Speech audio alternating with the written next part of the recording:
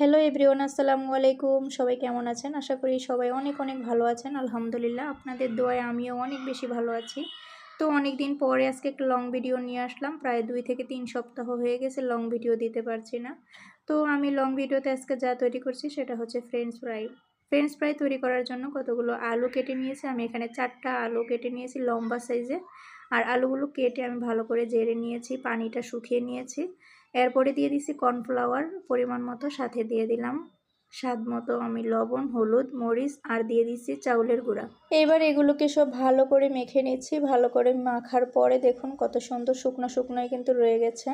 আর এর জন্য কিন্তু আলুটা আগেই কেটে অনেকক্ষণ আগে থেকে আমি চালনির মধ্যে পানিটা ঝেড়ে রেখেছিলাম, যার কারণে এতটা শুকনো আছে। খুব সুন্দর শুকনো হলে এই জিনিসটা কিন্তু মচমচাটা খুব ভালো হয়।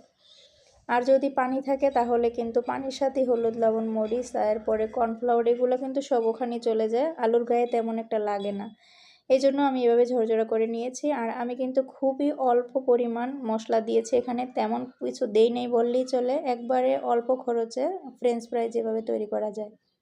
আসলে এই ফ্রেঞ্চ ফ্রাইটা খুবই ঝটপট করা যায়, অল্প সময়ের মধ্যে। ঝটপট বা তাড়াহুড়া থাকলে বিকেলবেলা নাস্তাতে, তখন এই নাস্তাটাই আমার কাছে খুব সহজ মনে হয়। তো যাই হোক, এগুলো ভালো করে মাখা হয়ে গেছে। এবার আমি প্যানের মধ্যে তেল দিয়েছিলাম আগেই, আর ওই তেলটা গরম হওয়ার পর প্যানের মধ্যে সবগুলো দিয়ে দিছি। সবগুলো দিইনি, এখানে 2 ভাগে দিচ্ছি আমি। মোটামুটি 1 ভাগে কতটুকু রাখলাম, আরও একবার দিব পরের ধাপে। তো এগুলো দিয়ে ভালো করে আমি নেড়ে চেড়ে নিচ্ছি। মোটামুটি অর্ধেক হয়ে গেছে, আর একটু নাড়াচাড়ার মধ্যেই রাখলে ভালো হয়।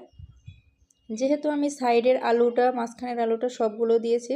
হোটেলের মধ্যে কিন্তু দেখবেন মাঝখানের যে আলুটা থাকে ওরা ওই চিকন চিকন অংশটাই ওরা এখানে ভাজে, আর সাইডেরগুলো ফেলে দেয়। আমি সাইডের মাঝখানে যা ছিল সবগুলো দিয়েছি। এজন্য একটু নাড়াচাড়ার মধ্যেই রাখতে হবে, না হয় যেগুলো একটু চিকন হয়েছে সেগুলো পুড়ে যাবে, আর যেগুলো একটু মোটা হয়েছে সেগুলো কিন্তু আবার কাঁচা কাঁচা থেকে যাবে। সেজন্য আমি একটু ভালোভাবে নাড়াচাড়ার মধ্যে রাখছি। আর যেগুলো একটু মোটা আছে সেগুলো মাঝখানে দিয়ে দিচ্ছি তেলের ভিতরে।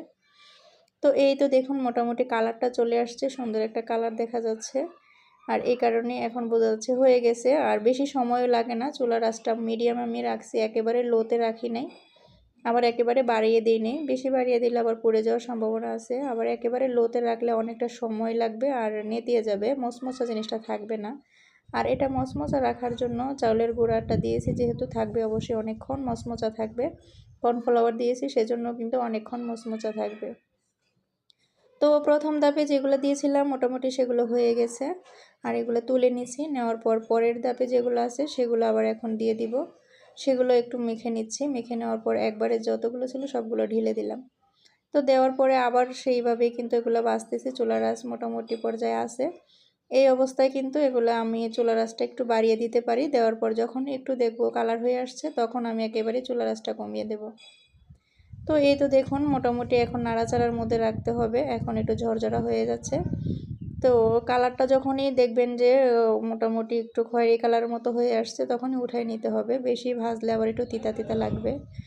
আর আমাদের এখানে কিন্তু এই জিনিসটা ফ্রেঞ্চ ফ্রাইটা বেশি ভালো লাগে আমার কাছে, আচ্ছা সস দিয়ে খেতে। বাচ্চারা বিকালবেলা সস দিয়ে কিন্তু এটা খুব মজা করে খেয়েছে। আর আমার কাছেও মনে হয় অল্প খরচে অল্প সময়ে ঝটপট এই ফ্রেঞ্চ ফ্রাইটা তৈরি করা যায়। চাইলে এর মধ্যে আরও অনেক কিছু দেওয়া যায়।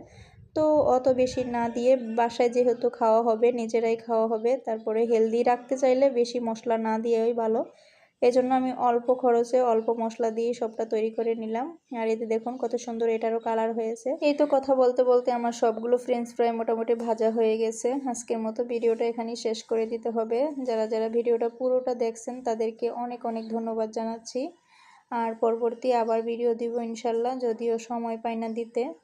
তো আবারও পরবর্তী ভিডিওর জন্য আপনারা অপেক্ষা থাকবেন। আর যারা দেখছেন তারা অবশ্যই লাইক দিয়ে দেখা শুরু করবেন। ভিডিওটা যদি বেশি ভালো লেগে থাকে অবশ্যই আপনার টাইমলাইনে রাখবেন, অন্যকে দেখার সুযোগ করে দিবেন। আজকের মতো বিদায়, ভালো থাকবেন। আল্লাহ হাফেজ, আসসালামু আলাইকুম।